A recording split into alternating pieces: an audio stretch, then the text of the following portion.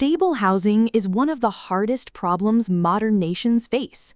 Left unchecked, markets drift toward volatility. Prices surge, security disappears, basic stability becomes uncertain. Singapore faced this during rapid growth. Their response was unusual. They did not try to manage instability, they redesigned the system itself. The result was widespread housing stability at national scale, not through constant correction, through structural design. Most large problems survive because people treat symptoms instead of mechanisms.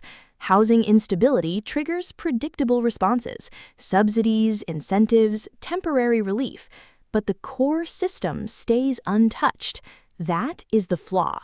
The market keeps producing the same instability because its operating logic never changes. People assume complex systems require soft, incremental solutions. Often, they require structural intervention at the point of maximum leverage. The issue is not lack of effort, it is flawed system design. This is where most people freeze.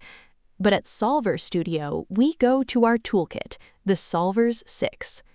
The tool here is systems thinking execution. Systems thinking treats outcomes as products of structure. We stop focusing on isolated events. We study the rules, feedback loops, and boundaries generating those events. Then comes execution, not analysis alone, structural action.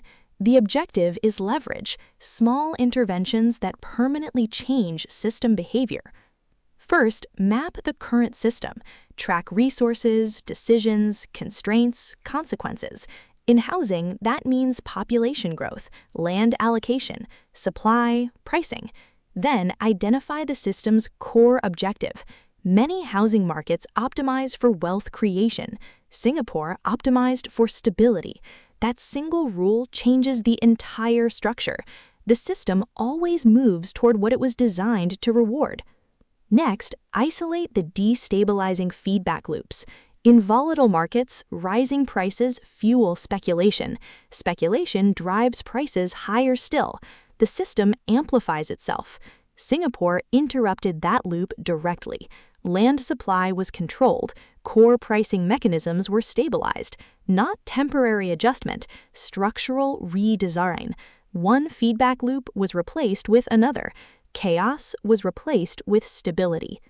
Finally, redefine the system boundary.